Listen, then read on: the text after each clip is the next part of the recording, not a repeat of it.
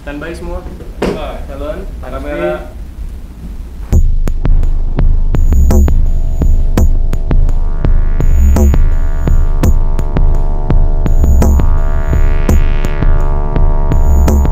Kita sebelum membahas, coba kita lihat apa sih tujuan dari PSN tuh. Apa sih sisi manfaat? PSN kan proyek strategis nasional. Itu kuat ide ini karena pemerintah akan melibatkan investor untuk andil membangun negeri ini. Karena di situ tidak ada menggunakan APBN. Dan proyek PSN ini kan bukan hanya satu yang tadi bilang seperti kan, ada 16. Jadi ini orientasinya ingin membangun. Nah, untuk itu maka kita nih perlu melihat segala sesuatu sisi manfaatnya. Kita jangan a priori itu dengan suatu pembangunan. Pasti kalau di mana ada pembangunan, pasti ada sesuatu yang terrugikan atau terbusuk. Tapi di sini pemerintah bukan hanya ingin membuang koran begitu saja kan. Akan ada ganti ruginya. Dan saya lihat berapa kali sebelumnya itu ada penggusuran seperti proyek jalan tol atau di mana. Kan di sini tetap pemerintah juga mengkontrol kan. Sekalipun itu dikerjakan oleh swasta. Saya yakin nggak mungkin dia akan menggusur tanpa ganti rugi yang baik. Dari situ kita mau lihat apa sih manfaatnya. Saya ini dulu termasuk orang yang mendukung di era Pak Ahok, juga Pak Jokowi juga. Ada isu tuh pembangunan reklamasi. Tapi yang akhirnya dipatahkan oleh Anies, gubernur pada saat itu. Dengan alasan yang sama, nelayan. Begini, jangan kita melihat tuh yang besar, harus dirugikan dengan yang kecil. Kan nelayan ini sebagian kecil. Ini kita bicara ibu kota metropolitan. Yang kita nih harus juga berpacu dalam pembangunan. Negara-negara lain itu terus berpacu. Lihat aja di Arab, di Dubai, Abu Dhabi. Sampai saya bingung. Ini belum selesai, sudah ada planning, ini akan dibuat lagi. Kita ini kan perlu membangun, menghidangkan, menggambarkan Indonesia itu di luar apa? Kita ini nggak kumuh, ada pembangunan. Dulu makanya saya dukung tuh reklamasi dari Pak Ahok itu, yang saya harapkan mungkin ini hari, kalau dilanjutkan mungkin sudah ada perubahan. Tapi dipatahkan oleh Anies, dibilang alasan nelayan ini itu, kapan nanti akan banjir. Kan setiap orang membangun itu pasti ada ahlinya. Kalau kita tidak pernah masuk ke suatu masalah, ya kapan kita mau mati? Kalau memang ada masalah, pasti ada penyelesaiannya. Jadi jangan terlalu didramatisir, nanti menghambat, nanti banjir ini. Lah, kapan kita mau bangun? Satu tuh, dari sisi pembangunan, pasti ada yang diuntungkan lebih banyak. Ada nanti meresap tenaga kerja. Akan terjadi perdagangan, akan menimbulkan pasar-pasar baru, akan transaksi. Banyak hal. Nanti juga ada investor masuk ke luar negeri. Dan satu lagi kenapa PSN ini perlu digalakkan juga? Saya ini jujur aja, orang Indonesia itu yang kaya banyak. Tapi faktanya kok enggak bekerja mereka? Duit mereka semua ada di luar negeri. Karena di sini enggak kondusif juga ingin membuat satu usaha. Enggak ada perlindungan hukum yang jelas. Harusnya pemerintah tuh membuka pintu. Di banyak mungkin PSN ini dibuka. Agar modal-modal orang Indonesia yang ada di luar negeri itu masuk ke Indonesia, bisa membangun. Ngapain hari Yang maju kita semua tetangga kita Singapura. Padahal di Singapura itu mayoritas duitnya orang Indonesia. Jadi kita nih yang rakyat ini juga, ayo mari kita pupuklah negeri. Andai kan itu peak terjadi, akan terjadi. Saya lihat suka komilat peak. Dan satu lagi di peak itu pembangunan, tidak semuanya harus orientasi profit. Banyak sarana umum yang dibuat, jalannya. Malah saya dengar ada di situ dimajukan di dalam pembangunan itu Eco Park tuh. Yang di situ akan dibangun 2 masjid agung yang besar, juga gereja, bahkan ada pendidikan nanti habis sempurna. Jadi nggak hanya orientasi profit, tapi ingin membuka wajah Jakarta ini yang indah di pesisir itu. Untuk dengan nanti dibangun lingkungan. Masalah nelayan juga bisa diatur. Kan nelayan ini betul kita perlu pikirkan. Tapi jangan karena sebab nelayan, akhirnya yang besar ini tidak pernah terjadi. Itu harus difikirkan ya. Lah itulah saya lihat tujuan manfaat dari PSN itu yang ada 16 tuh, itu bagus. Kalau diperbanyak lah. Ya karena jujur aja, negara ini sekarang nggak ada duit. Tapi sementara swasta ini duitnya berlimpah. Kenapa nggak diperdayakan? Jadi jangan bikin negara sama swasta itu seperti Kok persaingan? Mari kita sama-sama bangun negeri. Yang itu saya lihat sisi manfaat tujuan PSN. Yang juga saya pernah memperjuangkan seperti reklamasi atau coba kalau itu terjadi. Jangan kita a priori dengan perubahan pembangunan, tidak ada lah. Kita ini harus setiap zaman itu bisa merubah negeri kita, punya adab, punya peradaban. Peradaban ya dari pembangunan. Ya. Tanpa pembangunan tidak akan terjadi benefit, tidak ada manfaat. Jadi berpadu dengan pembangunan. Itu yang baik. Lah, ini PIK perlu kita dukung. Saya juga pernah masuk PIK juga, saya lihat. Banyak sarana umum. Saya bermain di sana. Ini kita tanggung. Ya. Dan lebih bersih lah. Apa ya? Wajah-wajah Jakarta ini dari muka orang tuh indah. Kalau ada dibangun, dibersihkan, kan itu tujuannya apa? Juga untuk lingkungan. Akan dibangun nanti nanggro-nanggro itu juga. Terus tidak ada kumuh. Dan pembebasannya pun juga dengan cara yang baik. Dan ingat loh, PIK ini bukan baru berdiri ini hari loh. Sudah dari 2010. Masalah PSN itu baru periode sekarang ini. Ada satu wilayah tertentu yang menggunakan fasilitas negara, di situ negara membantu. Memberikan itu untuk diolah oleh proyek yang dinamain PIK 2 ini. Ya. Jadi bukan PIK 2 ini mendompleng PSN, bukan. Tapi PSN yang di sini mendompleng PIK 2 untuk dibudidayakan lah ini lokasiin, dibersihkan wajahnya. Itu jadi jangan terlalu apa ya. Kalau saya lihat isunya sudah macam-macam. Nah, kalau andaikan PIK 2 itu menghancurkan, merusak, itu boleh. Dan saya pikir tidak ada orang segendeng itu lah. Buang duit untuk merusak. Kalau dia ada benefit, oke. Dan rakyat juga ada benefit itu. Berapa banyak tenaga kerja?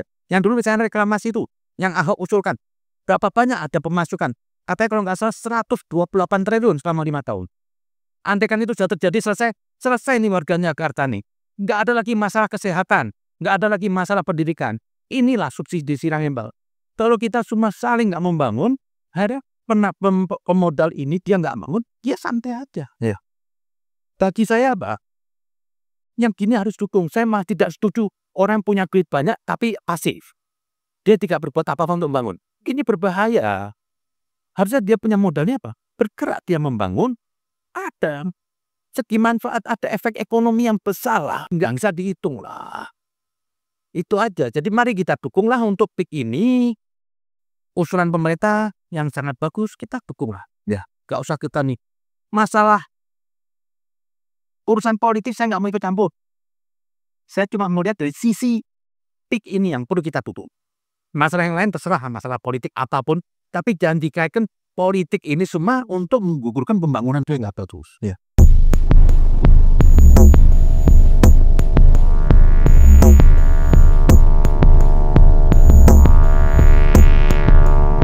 Saya ini begini loh.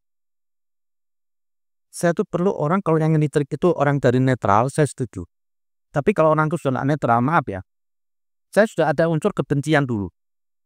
Kalau saya sudah ada unsur kebencian kepada satu orang atau suatu oknum atau pemerintahan, akhirnya apa?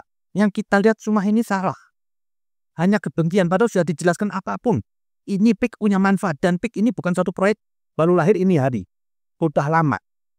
Dan banyak manfaatnya terjadi. Nah, cuma karena mereka ini ya, kita tahu kan figur saya dulu. Saya dari pertama, ini orang bukan bermain politik baru. Sebelumnya saya sudah kontra dengan pemerintah. Terserah, saya nggak mikir campur tuh. Urusan dia konflik dengan pemerintah sebelumnya saya nggak mikir campur. Cuma jangan terus dia masuk ke dalam PIK ini, dia bawa ambisi untuk apa?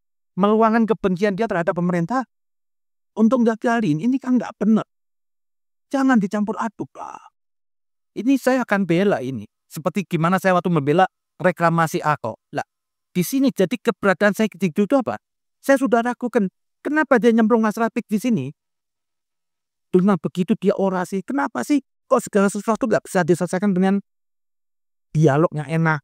Kok kesannya seperti provokatif? Maaf tuh. Sampai saya lihat apa?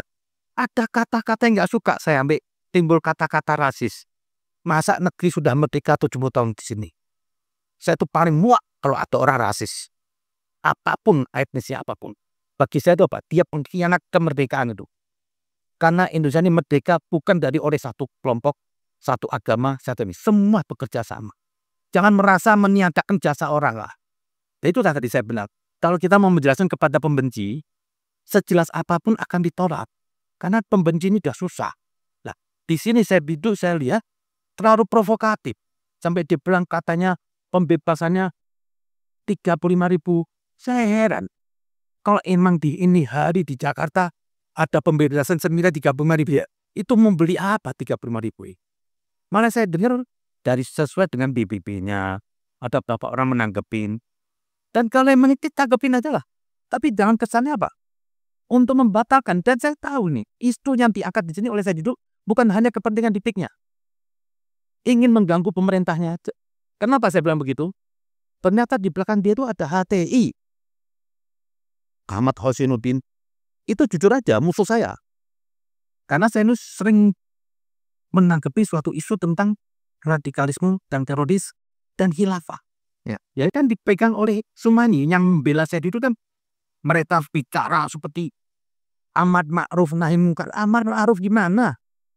Kata Ali bin Abi Thalib pernah mengatakan waktu dia menghadapi kaum Khawarij, dia mengatakan bicara dengan hukum Allah.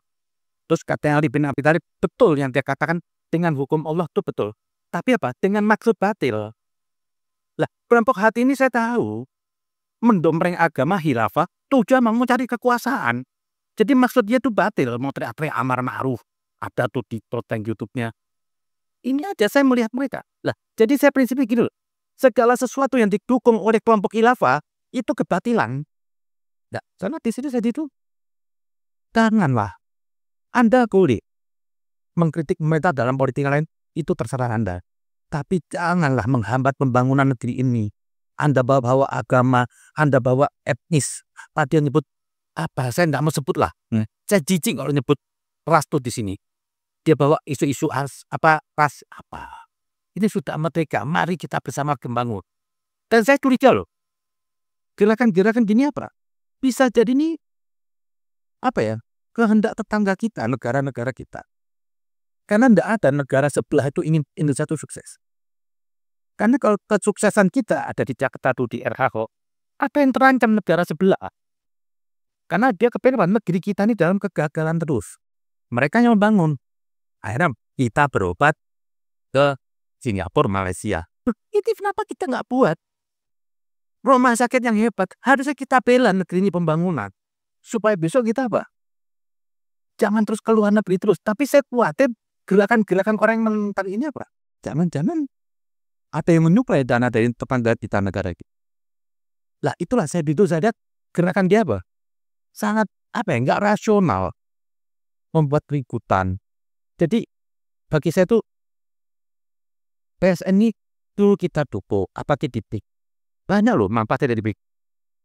Kalau nggak kita olah, kapan negeri kita ini punya keuntungan yang lebih besar? Karena mencapai keuntungan yang lebih besar itu ya perlu pembangunan.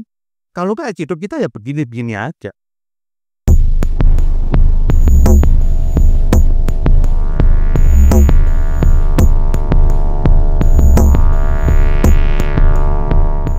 Apa ya? Saya tuh dari pertama tuh gerakannya jadi dulu itu apa ya? Mencari masalah untuk kepentingan politik dia. Jadi kita perlu juga waspadalah di negeri ini.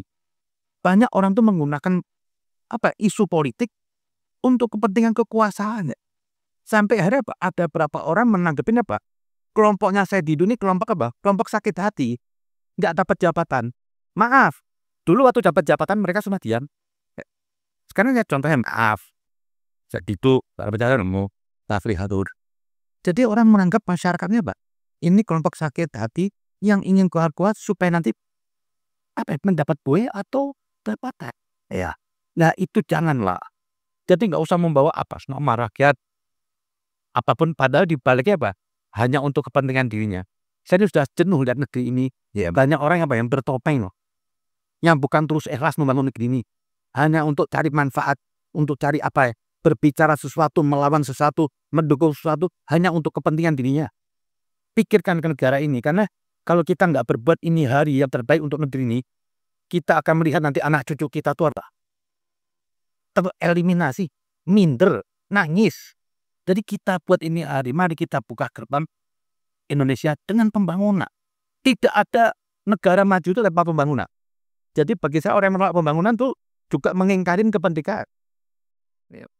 Banyak orang tuh kadang kelompok rakyat ini sering diganggu isunya, dibilang ini hanya untuk menguntungkan oligarki. Beginilah, kita ini harus bekerja sama, ada pemodal. Andai kan PIK 2 nggak terjadi kesempatan bekerja untuk rakyat kecil. Nggak terjadi transaksi. Jadi jangan cuma melihat dari sudut pandang aja, oh ini pengusaha untung. Untung ya untung lah, masa orang nggak untung. Tapi dari keuntungan dia buka peluang baru, Indonesia baru. Kapan kita mau hidup berbahagia? Coba seperti yang dulu reklamasi Ahok, kalau sudah terjadi, berapa banyak emdanya aja dapat. Dari pajaknya cuma dapat.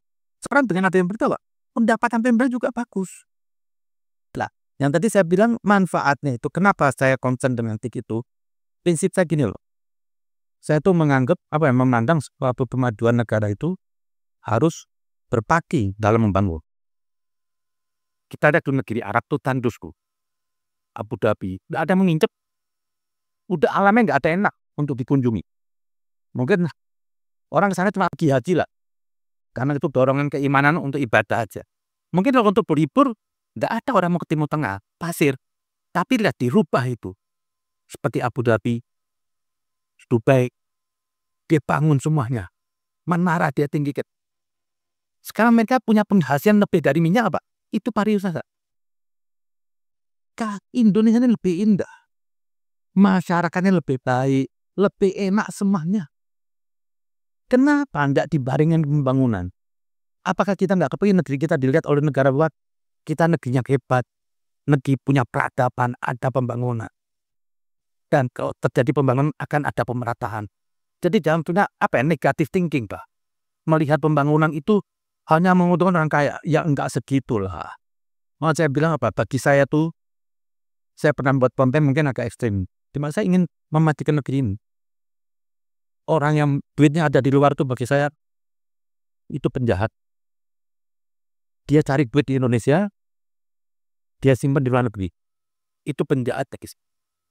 Mau saya pernah berbicara, andai kan orang itu korupsi, duitnya masih ada di Indonesia untuk membangun, saya maklumi. Karena kembali manfaat masih bisa untuk pembangunan.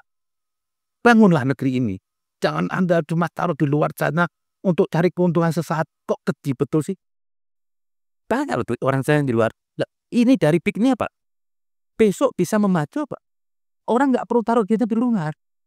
Akan bekerja di sini enak, naruh modal bangun, aman.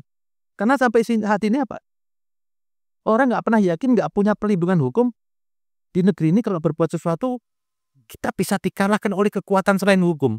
Jadi orang ragu, taruh aman duit di luar negeri.